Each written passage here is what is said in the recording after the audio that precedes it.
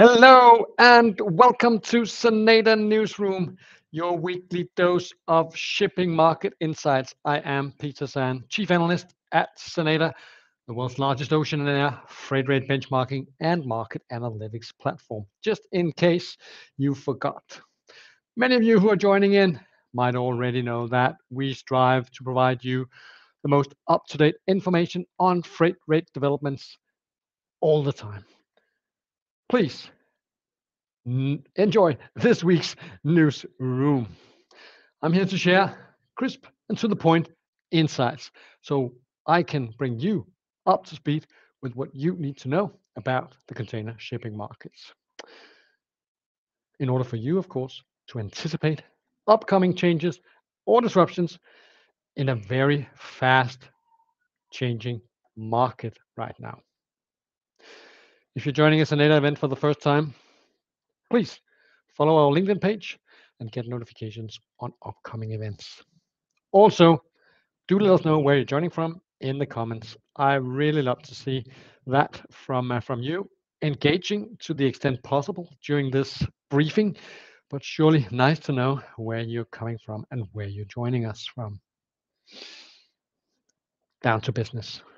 As you know, we always start with what caught my eye in the first days of this week. We are always spoiled for choice when trying to find out what are the most urgent topics to address during this brief on Thursday. Well, on the front, I found a header stating like this: CMA CGA to use 18 billion profits for further growth and concessions into small and medium enterprises. Now, what's that all about? Did they all of a sudden become, say, friends of the general public? Well, the whole idea here is, of course, for CMA to spend a lot of the money made last year, most likely also this year, to grow their business. But they certainly also realize that they are under fire from US lawmakers because they are being accused of unfairly driving up prices.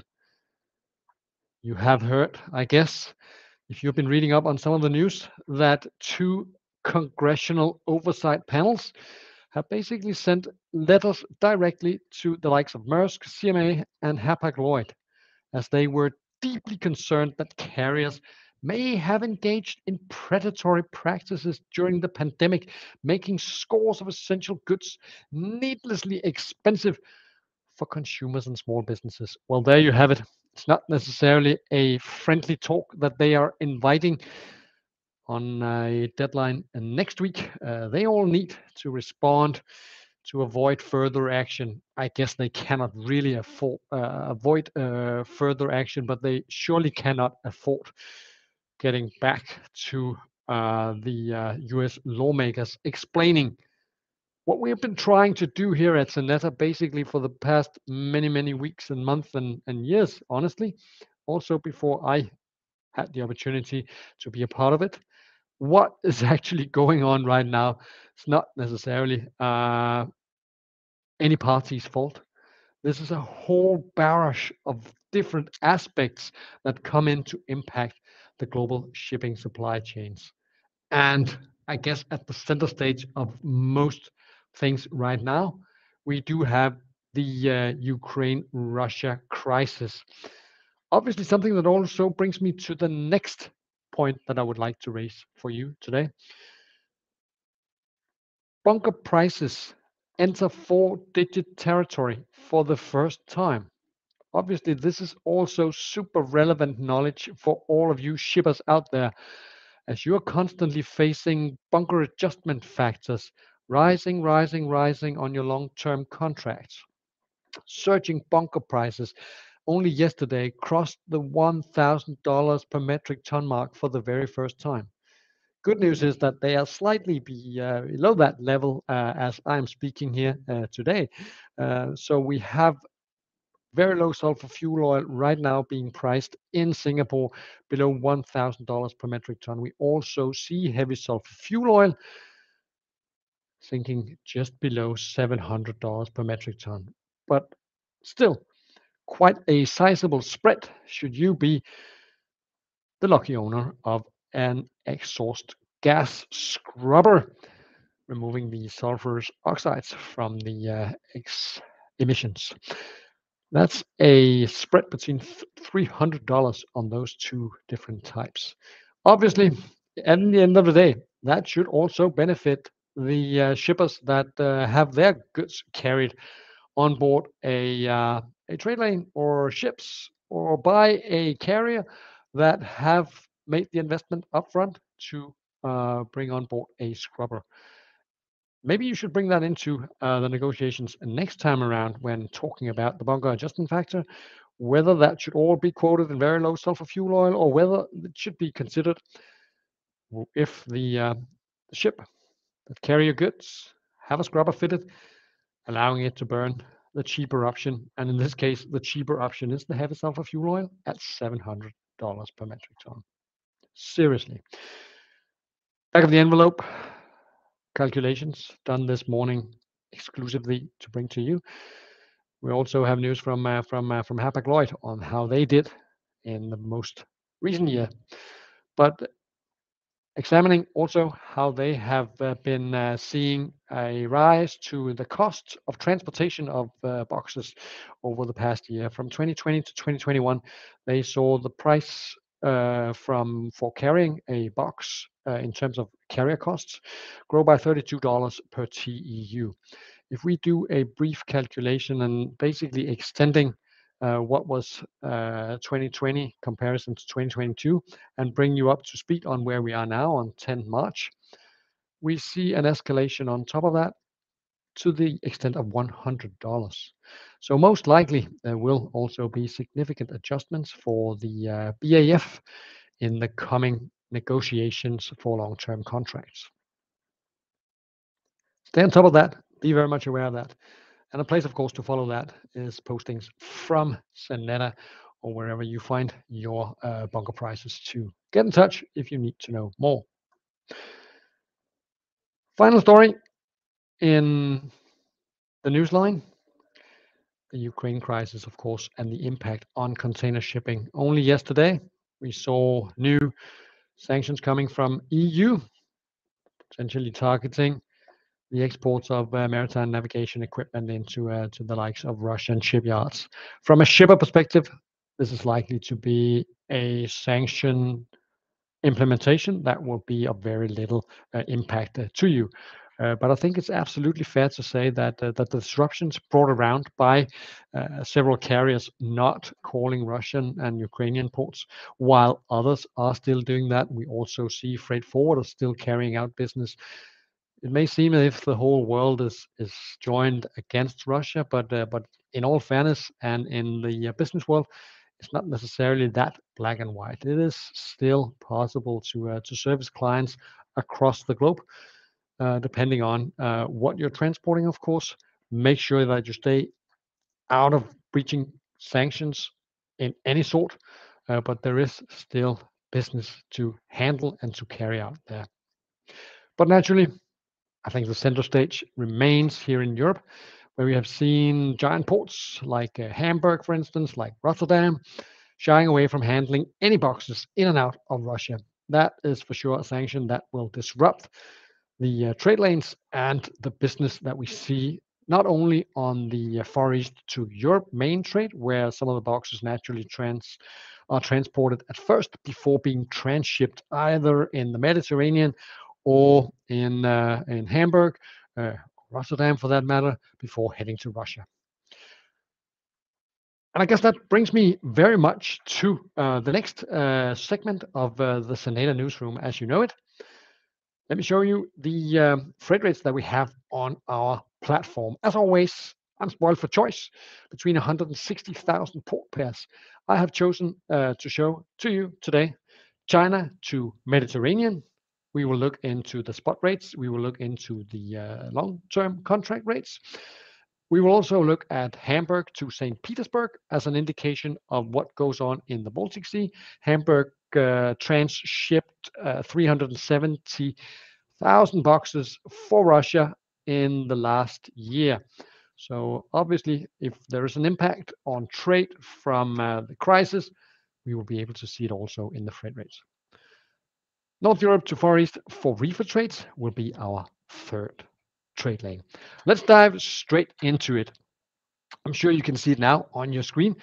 A little bit of uptick here. We're actually, if we look at the most recent spot rates from China into the Met, we are around $13,653 per box, all inclusive, I guess. But this is surely something that is likely, and you can also see it has been ticking up in the most recent weeks here.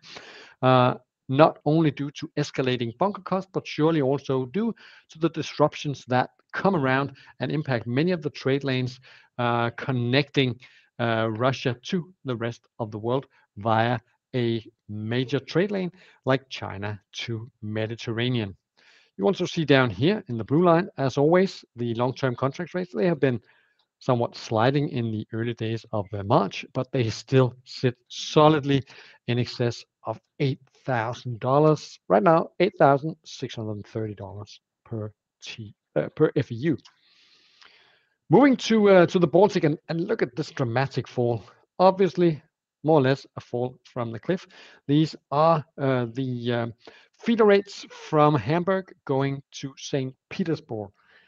So what you see here, around $750 per box, dropping like a stone down to 580 if boxes are moved at all. As you can see, it is not a lot of contracts that we have on this specific trade as per se, but the quality still remains pretty solid. You see a lot of uncertainty also going around the final half or the final month of last year before things basically started to fall down. I know a lot of you are also super eager to know where reefer freight rates stand currently. One of the big trade lanes when looking beyond the major exports out of South America is the transport of perishable goods, or at least whatever cargo you can fit into a temperature-controlled container, aka a reefer. As you can see here, both in the spot market, but as always, also in the long-term contract market, where you see right now reefers being signed at $4,500, trending just a little bit down, as it seems to be the case right now, that there has been a keen focus to secure capacity at the expense of perhaps the final dollar, but surely also a bit of the disruptions that we have seen in terms of boxes going to Russia and Ukraine now being discharged in ports where they should not be heading. We see also an increase in the equipment shortage, also surrounding reefer boxes. You see the spot rates ticking up to $5,300 on this main lane for reefers. Right. Enough on the freight rates for now, but as you can see, you're spoiled for choice in terms of port-to-port pairs and whether you would like to have that information on your fingertip for reefers or dry boxes. What is available for all of you out there is the Xeneta blog post, the weekly rate updates that we bring to you just to give you a bit of insights into what we also take away from the market. You will always find that, as you can see here on your screen now, on the Xeneta blog post. Here you will also be able to find previous recordings of the Xeneta Newsroom, should you like to check out one of the earlier ones, or if you would like to see also a bit on the air market. Let me just give you a small, say, teaser on the next Xeneta Newsroom, which is up in a week. We will have our very own Neil van der Wouw talking briefly about air freight rates also that you can find on Xeneta platform. But we will get our attention right back to the weekly update for this week. And as you can see here, it is a focus on the fall in spot rates from China to North Europe. We have been able to select the various carriers and put them into to this chart, and you can see there's quite a difference between the carriers and the prices that they offer on this key trade lane that we just saw the average on just before on the Xeneta platform. Naturally, Xeneta customers are capable to see the details and which carrier is behind the numbers that you see here, but you can certainly see that there is a trending, somewhat of a downward trend from Jan to Feb and onwards to March. Obviously, the big joker here still remains the disruption remaining to the crisis in Ukraine. And getting back to the studio and getting into our final segment of the Xeneta Newsroom, the one that I know a lot of you is looking very much forward to. If I were to pick a song that sets the tune for this week, this would be it. Last week, obviously, it was war. What is it good for? Absolutely nothing. Fast forward today, I have chosen Imagine by John Lennon. At a stage like this for global shipping, imagination is more important than knowledge, simply because you're always just a little bit behind if you wait to know for sure. Act on what you can imagine will happen to stay ahead. I think the fast implementation of sanctions regimes that we have seen in the past couple of weeks have taken many by surprise. Also in the container shipping industry and the other major shipping sectors like oil, energy tankers, and dry bulk, um, stay clear of those sanctions for sure. Make no mistake about that. Imagine what comes next. Act on it. Prepare well in order to stay ahead. That's all for today. But next week, as I said, I will be back with Neil van der Waal. In the meantime, do sign up also for the webinar in 2 weeks' time, the March State of the Market Ocean webinar, where we will discuss more on the impact of shipping from the Ukraine crisis and sanctions against Russia. On that show, I'm pleased to announce that we will bring a special guest, Dr. Harry Broadman, partner and chair of emerging markets at the Berkeley Research Group. He will share his insights also with you at that webinar. That's 2 weeks from now. Next week again, a standard Xeneta Newsroom. If you want to learn more and how you can react to these world events and be proactive, well, get in touch and join me on March 22, or let me know if you want to become a customer. Always room for one more. The link to register for all these webinars will be delivered for you in the comments.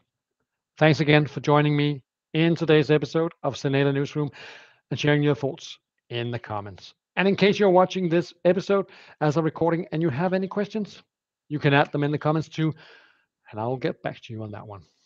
This is Xeneta Newsroom. I am Peter Sand signing off. Stay safe and looking forward to seeing you again next week. Take care.